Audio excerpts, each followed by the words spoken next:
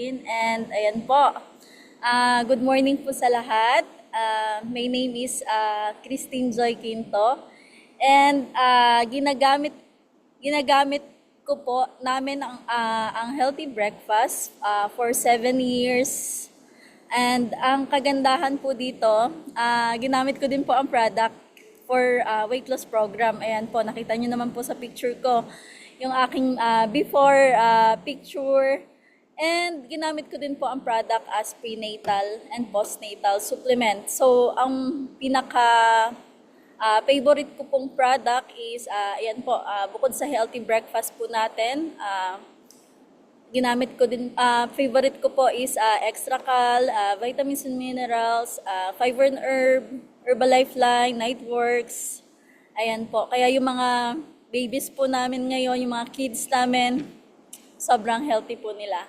And before Herbalife, ano po ako dati, sobrang unhealthy po ng lifestyle ko. And syempre, dahil nagtatrabaho po ako before sa isang bilang makeup artist, employee po sa Revlon and freelance makeup artist. So talagang challenge po sa akin na yung pagkain ng healthy na pagkain. So ayan po, napakaano ko po dati. Lagi pong fast food ang kinakain ko. And ayan po, so kaya po naman before Herbalife na napaka-poor ng energy ko po dati. And laging ang bigat ng pakiramdam. And ayun po, akala ko po nun talaga wala ng pag-asa. Ganun na lang, hanggang ganun na lang yung katawan ko dati. And napaka-bless ko po na nakilala ko po sa Herbalife. Dahil kung wala pong Herbalife, hindi ko po maintindihan ng proper nutrition at wala po akong proper nutrition ngayon. And ang kagandahan po, meron din po, ang kagandahan din po sa Herbalife, nagkaroon po ako ng balance, lifestyle, active lifestyle, and nagkaroon po ng community support. Yun po ang isa din sa pinakagustong-gusto ko po dito, na ako po dati hindi po ako kausap sa mga tao, and yung ganito pong hindi pa ako nakapagsalita sa mga, kahit sa Zoom, napakamahiyain ko po. And dahil po sa community natin, sobrang laking nag-grow po talaga ako. So kaya po we love Herbalife. Ayan. So proceed na po tayo sa ating topic, which is the foods to nourish your skin and hair, understanding outer nutrition. So ayan po. Next po.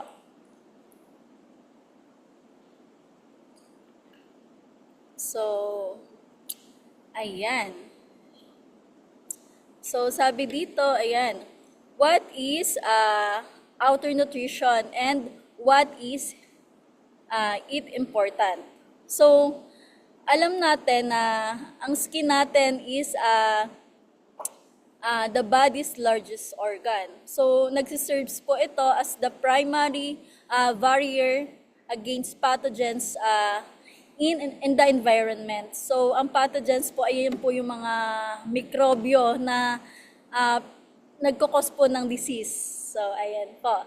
So our skin also serves as protection from loss of fluid from the body, from inside the body. So our hair provides heat, insulation, and cooling, and protects us from ultraviolet radiation. Kaya nga po, importante din po, lalo na po ngayon, nag-start ng summer, importante po na gumamit po tayo ng mga skin protection, yung mga ginagamit natin na skin protection nga po. So, ayan po. So, ang ating pong skin and hair require the right nourishment to be able to perform. So, ayan. So, ayan po yung protection, thermoregulation, sensory perception, secretion, and excretion po. So, next po. So, ayan, sabi dito, what you eat affects the health of your skin and hair. So, ayan po. The condition of your skin and hair is affected by your diet, age, and environmental condition. So, ayan po. You can't control some of these factors, but you can manage what you eat so it supports your skin and hair. So, ano bang dapat gawin? So, next. So, sabi dito, kailangan natin eat protein-rich foods to repair your cells. So, protein is also the primary material used to replace worn-out dead or dead cells. So, a diet low can cause a loss in skin tone, thinning hair, and wrinkles. So, ano po ba yung mga protein sources natin? So, ayan po, chicken, meat, fish, soy, or tofu. Meal replacement protein shake, which is nabanggit po kanina, and napaka thankful po tayo dahil meron po tayo niyan, which is yung ating Formula 1 shake po. So, ayan po. So, get your vitamins. Vitamin A stimulates the production of new skin cells and prevents hair loss. So, yan po, napaka-importante po ng vitamin A.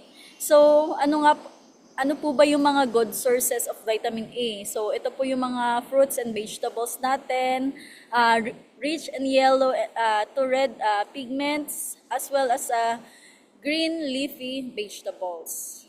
So, ayan. Next po. So, ayan po. Get your vitamins. Vitamin C is crucial for the body to be able naturally create its own collagen. So, sabi din dito, vitamin C is also involved in the formation of certain lipids that help reconstruct the epidermis, the outermost layer of skin when damaged.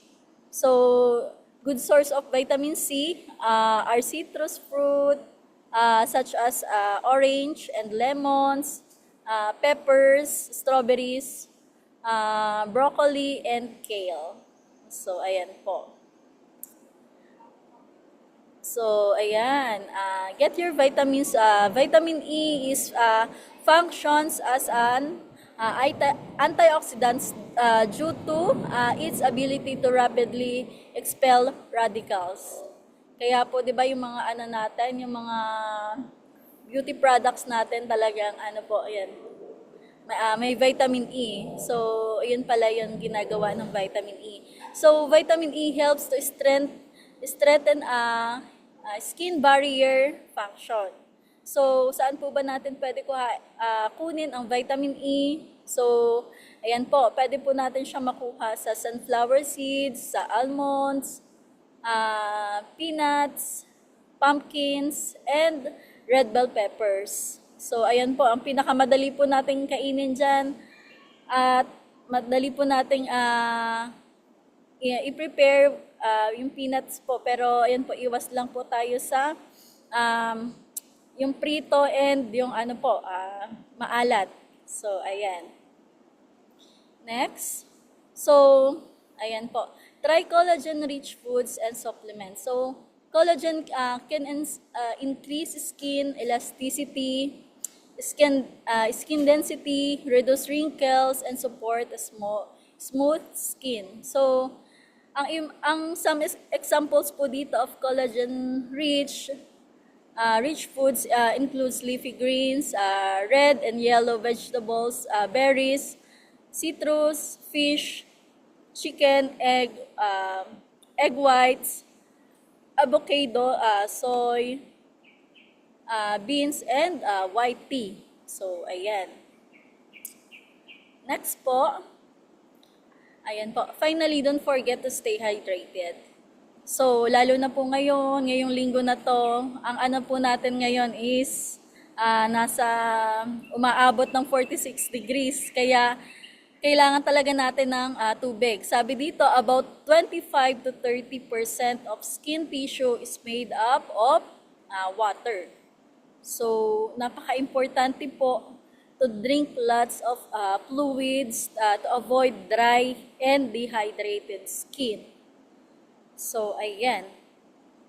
So, ayan po. With that, salamat po sa inyong pakikinig. And back to you, Coach Geraldine.